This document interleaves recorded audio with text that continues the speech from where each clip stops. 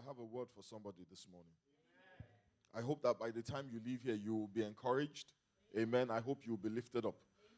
Not only because the Lord has done something miraculous in your life, but also because you will, by the grace of God, receive an impartation this morning that will bring you understanding. Amen? Amen. Matthew, the 14th chapter and the 13th verse. When Jesus heard it, he departed from there by boat to a deserted place by himself. But when the multitudes heard it, they followed him on foot from the cities. And when Jesus went out, he saw a great multitude, and he was moved. Don't you know, I say moved. He was moved with compassion for them, and he healed their sick. Now, when it was evening, his disciples came to him, saying, "This is a deserted place, and the hour is already late. Send these folks away, that they may go into the villages and buy themselves food." But Jesus said to them, "They do not need to go away. You give them something to eat." And they said to him, "We have here only 5 loaves and 2 fish." He said, "Bring them here to me." Then he commanded the multitudes to sit down. Tell your neighbor, sit down. He commanded the folks to sit down on the grass. And he took the 5 loaves and the 2 fish, and looking up to heaven, he blessed and broke it. And he gave the loaves to the disciples, and the disciples gave to the multitudes. So they did eat and were filled. And they took up 12 baskets full of the fragments that remained. Amen? The Bible says he gave thanks. He broke it. And he distributed it. I know many of us have heard this story. And I know that some of us have read it, not just that we heard it. But I'd like us to take a look at it again this morning. Jesus Christ had finished preaching to about maybe 10,000 people. The Bible says there were 5,000 men. And if you have 5,000 men anywhere, chances are there will be 6,000 women there. Amen? More like 7,000, 8,000. But let's be conservative. Because, let's be conservative. So let's say there were 5,000 men. So we'll say conservatively, there'll be like maybe 6,000 women. Amen? And if you have 6,000 women, chances are you're going to have 2,000 to 3,000 children. Conservative. Amen? So basically what we're looking at here is 10 to 15,000 people. 10 to 15,000 people listening to him preach. And the Bible says he preached to them. He healed them. He shared with them about the kingdom of God. He talked to them about the power of God. They saw a manifestation of all of these things. Amen? They sat there, they listened, they sat there, they were blessed. But after a while, in spite of all the blessings, the Bible says they were hungry. There are some things in our lives that the fact that we have been blessed does not mitigate. The fact that they had been healed did not stop them from getting hungry. You will think after a healing, that's all you need. But they needed more than that. Amen? And the fact that they were hungry was not the work of the devil. You know, we tend to think everything that goes wrong in our lives, the devil is behind it. So we're binding and loosing. You need to calm down. Tell your neighbor, chill out. Leave the devil alone. There's only one devil. And he cannot be in your house, my house, Faith's house, Pastor Peter's house at the same time. Amen? And it was not because they had sinned. It was simply a natural phenomena that occurs when people have not eaten. Not every difficulty we experience is the result of enemy action, as we say in Africa, or something that we did. Sometimes in life, stuff happens. Stuff happens, amen? So the disciples, trying to find a solution, said to Jesus, "Send these folks away. Let them go to the villages and sort themselves out. Let them go to the nearby villages. Let them go get, something to eat." I want us to understand something. When you read this story, you need to be clear. There was nothing wrong with the advice that the disciples gave. There was nothing wrong with it. Amen? Asking people to go and get food for themselves, as far as they were concerned, was the only logical solution. As far as they were concerned, there was no other option. And many of us here would have said exactly the same things. If you are confronted with 15,000 people that you did not cater for, you did not plan for, you didn't get Sheung to cook for, there's no food truck, you are going to try and offload that problem back to the people. And that's what the disciples tried to do. But the truth is, in those towns and villages, if you look at the geography of the time, they were really very small.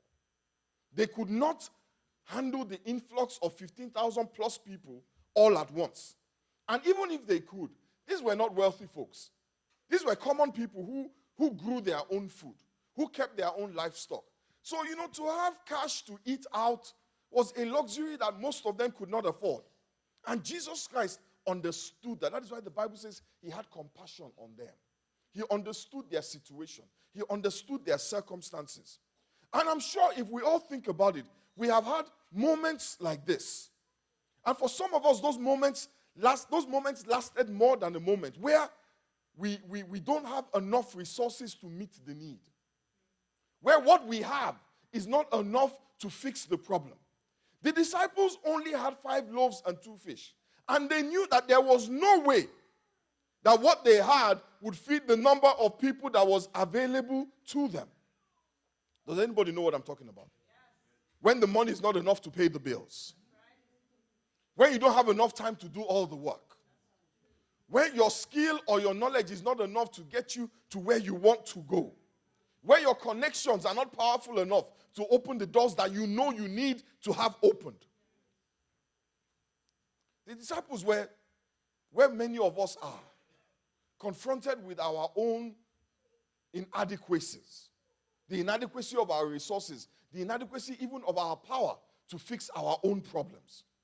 But Jesus Christ, the Bible says, had compassion on them. And the Bible tells us that he had other plans. When they were busy running around trying to figure out how to solve the problem, he had other plans. Now, I want us to remember something, that when we're talking about Jesus, we are talking about the Son of God. The Bible says in the first chapter of the book of Hebrews and the 3rd verse, the Bible says he is the brightness of God's glory. He's the express image of God's person. And no matter how wise our ideas may be, no matter how logical and rational our solutions may be, we must always remember what the Bible says in the first book of Corinthians, the 1st chapter and the 25th verse, that the foolishness of God is wiser than human wisdom. And the weakness of God is stronger than human strength.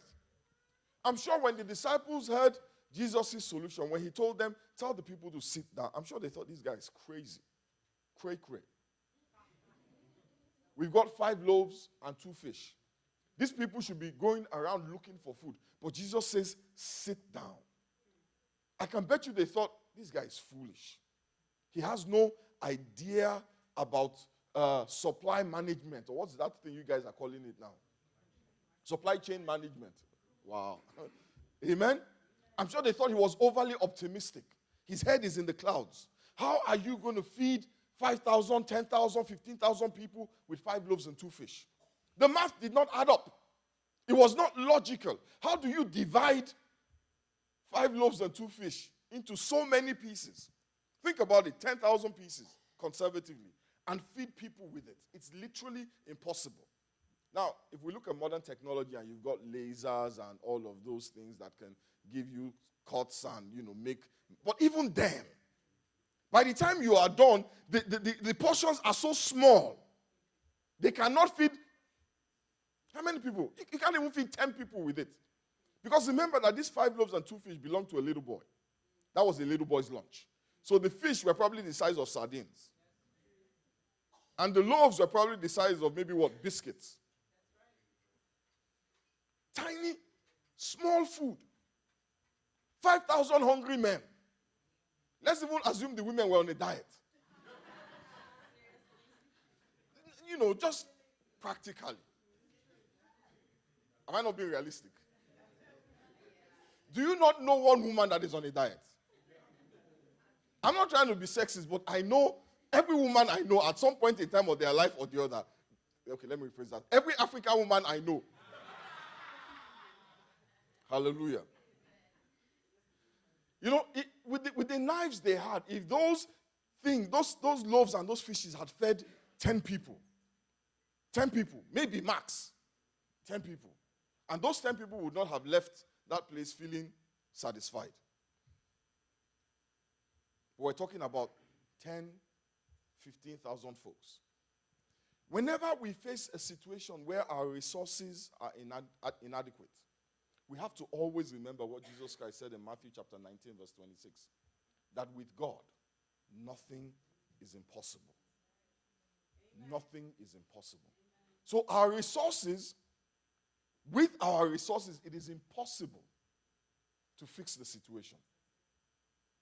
You've tried everything you know. You have said everything you can imagine. You have tried every way, but nothing seems to work. Does anybody know what I'm talking about? We get to these dead-end situations sometimes, and we are absolutely incapable of rescuing ourselves. A dead end is a point that you come to on the road, and the road stops. The road stops. The road you are on can no longer get you to your destination. That's a dead end. The Bible says God will make a way where there is no way. God made a path for the Israelites through the desert. And I'm sure we all know what a desert is. A desert is a harsh place, a difficult place. No water, no food, no shade. Too hot during the day, too cold at night. But the Bible says he provided them with water that tasted better than Perrier. Amen? He gave them bread that was better than anything coming out of a French bakery. Hallelujah. Psalm 121 says, the sun did not smite them by day, nor the moon, and the moon did not freeze them by night. During the day, the Bible says he led them with a pillar of cloud. I've always thought about the pillar of cloud as being directional, to show them how to go. But that pillar of cloud not only showed them, it also provided them with shade. Hallelujah. At night, the Bible says he led them with a pillar of fire. I always thought the pillar of fire was so that even though it was dark, they would be able to see. But the pillar of fire also provided them with warmth. Hallelujah. In the middle of the cold desert. Amen. And the Bible says after all those years, walking around in their shoes, more pay less than Gucci. Amen? Amen? The Bible says the soles of those cheap shoes did not wear out. That is the God we are dealing with. And that was the kind of situation that confronted Jesus. Thousands of people to feed, inadequate resources. But the Bible says Jesus Christ took the 5 loaves and the 2 fish, and he thanked God for it. He thanked God for it. He needed to feed so many people. And what he had was only enough to feed so few. Yet he still gave thanks for it. Just think about that for a minute. You have a bill of $50,000. And somebody is so generous and they write you a check. They write you a check and you look at the check. I need 50K in dollars, not naira. And somebody writes you a check for $1.50. Jesus took the $1.50 and he said to the Lord, I thank you. Amen. Many of us will be like, really? You know what's interesting? This has happened to me before. I got a check. I think it was my mortgage company. They called us and they said, oh yeah, when you were closing, you overpaid by a certain amount. Oh, my heart leapt with joy. I started to do that dance that Brother Darius did last Sunday. So I thought to myself that, okay, I have some bills that need to be paid. When I get the check, I will pay my bills. I was so expectant. And I opened the check. $2.50. My God! I did not say thank you. I hissed from the depths of my soul. You know that hiss that is long and is drawn out and is full of contempt. Amen?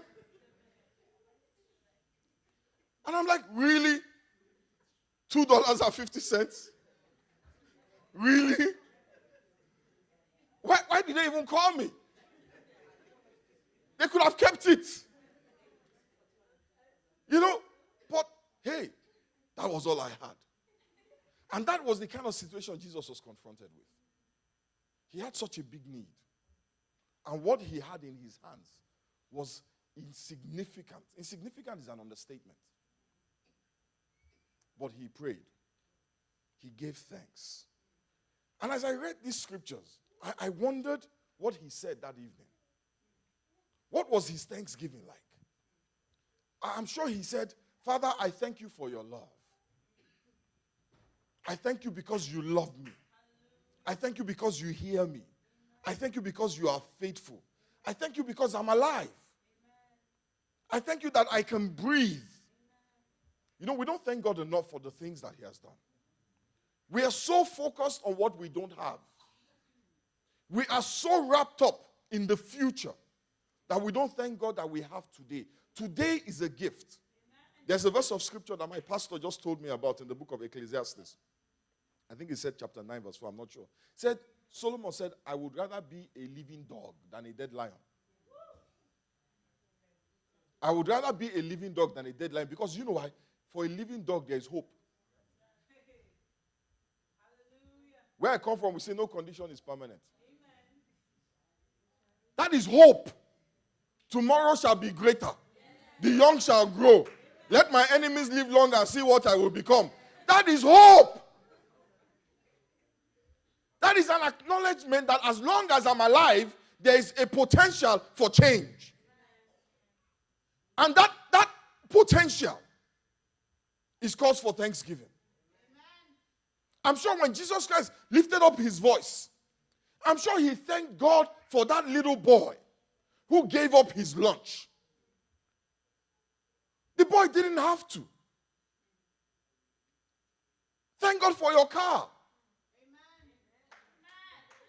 When you were born, you were not assigned a car.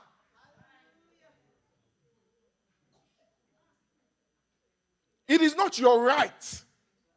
There are people who work harder than you, who have to stand in the Texas heat to wait for a bus. And when the winter comes, in the Texas cold, waiting for a bus. But you're going to get out of here without a thought. And you enter your BMW and your Mazdas and your Infinitis and your Hondas and your Benzes and your Range Rovers and what have you. And you will either push the button or start the car, but you will drive off from here. Some people, it's an assignment. It's a project. Just trying to figure out how to get from point A to point B. You're going to go home now, and you're going to think, what am I going to eat? And what you eat, you can pretty much eat whatever you want. If you want a steak, okay, well, you can't afford 3 forks, but you can go to Walmart and buy yourself a nice, juicy ribeye. There are some people who have the money to eat at 3 forks every meal. But their jaw is sewn together. We have so much to thank God for. I'm sure Jesus Christ thanked God that even though the 5 loaves and 2 fish were not enough, they were more than nothing. And all of us here have more than nothing. We all have something. We have friends. We have family. What we have may not be enough. Where we are may not be far enough. Our paycheck may not be enough to pay all our bills. That little check that our friends give us out of sympathy may not be enough to pay the mortgage. But at least we have friends. At least we have a job. Well, I'm not married yet, but you have friends. You have people who care about you. It is more than nothing. It is more than nothing. Jesus gave thanks for what was not enough, but was more than nothing. If you look at your life this morning, that is what I want to challenge you to do. You know, Pastor Agu, when he was here, he said, count your blessings. Name them one by one. My time is up, but I want you to do something for me. There's an envelope in front of you. Take out the envelope in the offering in the seat in front of you. And I want you to write on the, I don't want you to give an offering. I just want you to write something. Yeah? I want you to take a minute and just count your blessings. If you don't have any paper, find paper. Write it on the notes app. Write it on your phone. Send me a text message. Whatever. Write down now. Write down now while we are here all your blessings. Start from the fact that you are alive. Don't worry. I know it's okay. Just write. Keep writing.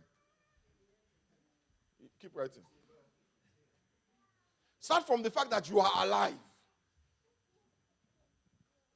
Start from the fact that not only are you alive, you can actually hold a pen. You even have a smartphone. Even a BlackBerry is more than nothing. It may not be a lot more. Your children, your spouse, your parents, your siblings, your job, your health. Your health. You know, some people wake up in the morning and all is well with them. And they have great plans. And they have these things they want to do with their lives. And by the end of the day, they have been told they only have 2 weeks left. And we hear all the stories of the people who they told they only had 2 weeks left and then they lived for 5 years after. But do you know that some of those people, they actually die before the end of the 2 weeks? But you are here. When you leave here, you go and play basketball.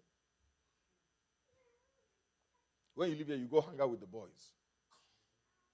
The last thing you're thinking about is your health. Let me tell you, your health is a blessing. It's a blessing.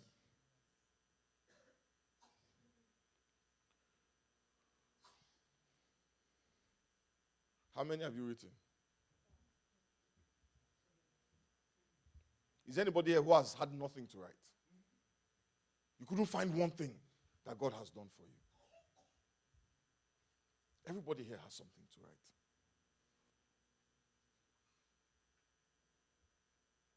Some of us are still writing.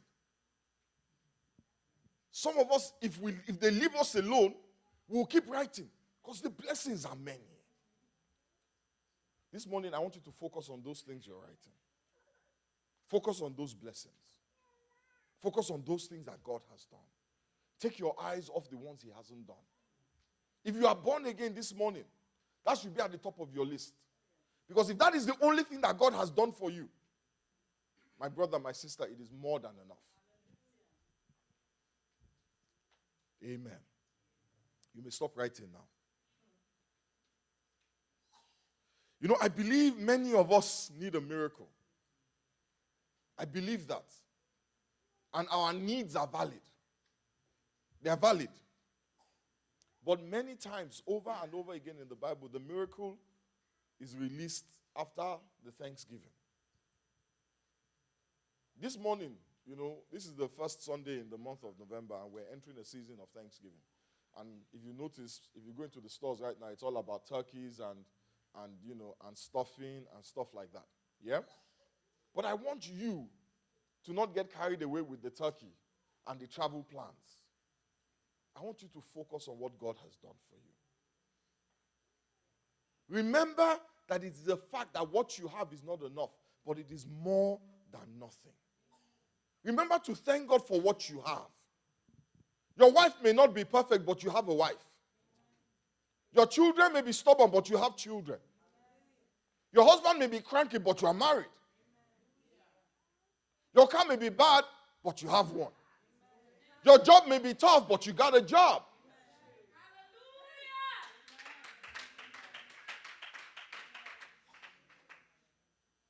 There's something.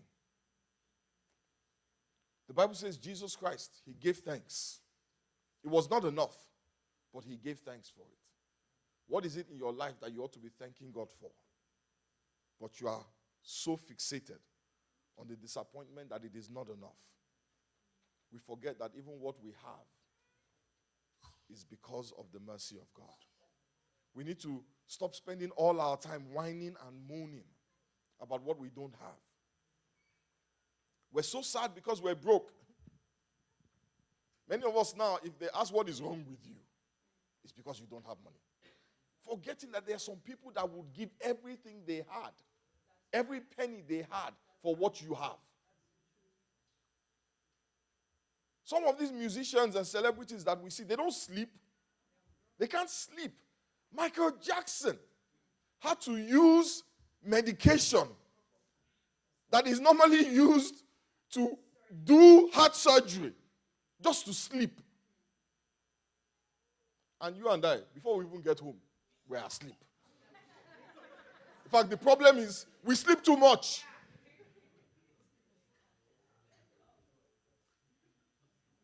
Hallelujah. It's time to give thanks. It's time to be thankful.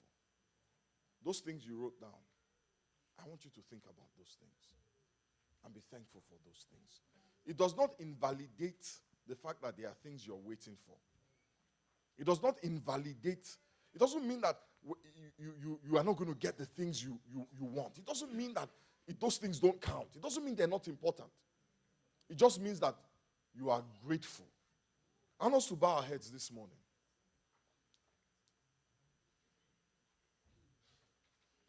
I want us to just bow our heads this morning and just, meditate on his blessings. Meditate on his blessings. Meditate on how far you have come. Meditate on the little that you have. Yes, it is little, but at least you have it. Yes, it is not enough, but you have it. Stop feeling sorry for yourself. Thank God for what you have. Thank God for what you have.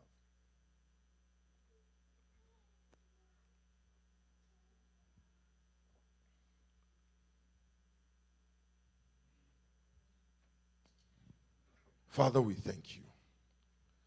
Father, we thank you for all the blessings that sometimes seem so small. And the truth is, Lord, in the light of some of the challenges that we face, the things that we have are small. But Jesus thanked you for 5 loaves and 2 fish when he had thousands of people to feed. Father, forgive us for our preoccupation with the things that are not perfect. Forgive us for our preoccupation with the things that are not right. Help us, O God, to give you thanks. This morning, Lord, as we take our Thanksgiving offering, help us, O God, to give it with a true heart of thanksgiving. So that in all that we do, we may glorify your name. We thank you, Father. We bless you and we give you praise. In the mighty name of Jesus we pray. Amen. Praise the name.